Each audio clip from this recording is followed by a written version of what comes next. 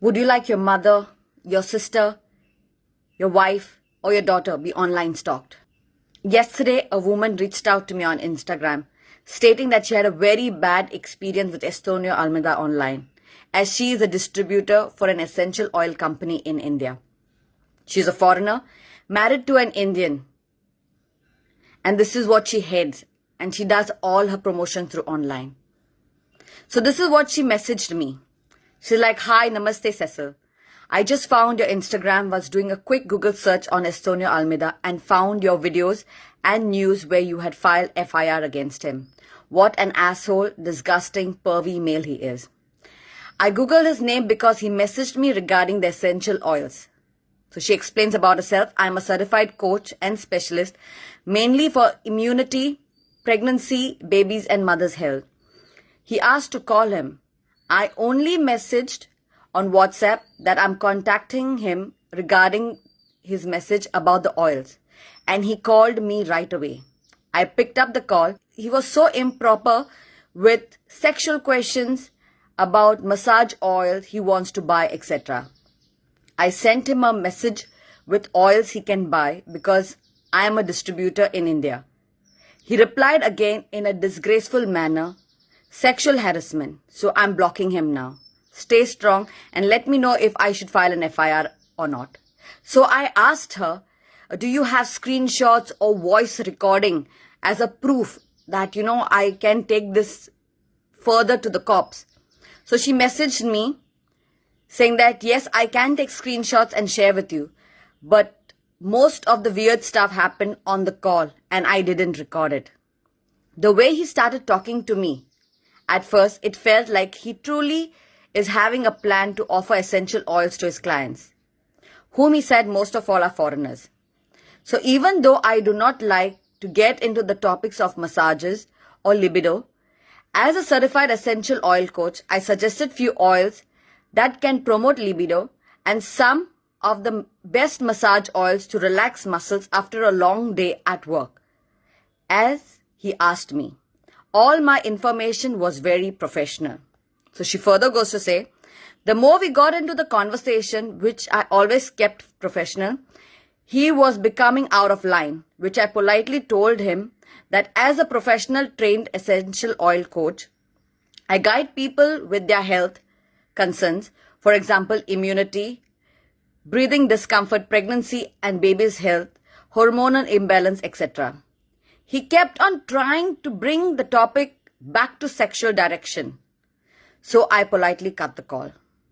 Then I sent him a list of all the oils of massages and libido. He asked for the price and he never contacted me again. Right after the call, I thought I should check if his name is real. And that's when I saw your case against him. So she sent me a whole list of the screenshots, which I'll show you at the end of the video. But what I really want you to see is, and she's like, strange, this is that from the very first few words I mentioned that I'm married and my husband is Indian, and still he dared to get into those topics. Disgusting. So she messaged back and we were sending messages back and forth. And then she also mentions that that man needs psychological support. This is the form of sexual deviance. His deviant ways of talking can make any woman feel uncomfortable. Such people are suggested psychologist help and specialists in sexual behavior deviance such as sexologist. So all I want to say is that our law system, our justice system is so slow. It's been 1 year that I have filed a case against him, and there are already cases against him which have been going for the last 5 years. Yet justice is not done. Are we allowing men who harass women every day to be scot-free, just out on bail because the case is still on, and he's yet harassing women every day? So I would like women to be alert. I would like women to understand the importance between a good call, a good message and a bad message. Trust me, this is how it leads to rape. This is the starting step. And Estonio Almeida has a pattern that he follows. dear, sexy, honey. These are his introduction ones. He doesn't even address you by name, even if he knows your name. So this is how are we going to allow a lot of our women go through this stress?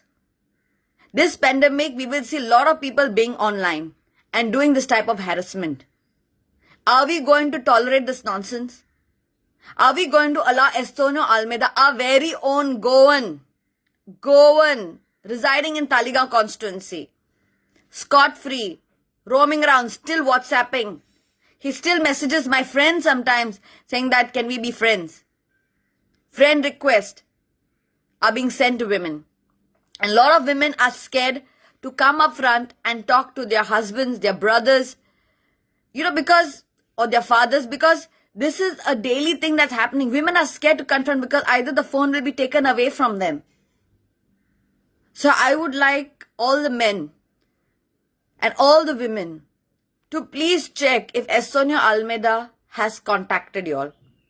And if he has contacted y'all through any messages, please, I need y'all to email me and mark a copy to the PI police station, Sudiksha Naik, because this is very important and it will help me fight my case.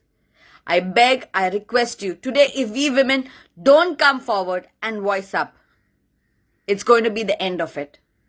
So requesting y'all to be strong, stay strong, and take these people to task who think that women are just there to be harassed. And please voice record a call. That's pure evidence. And please screenshot all the messages that he sends. Thank you very much, and be safe and stay safe.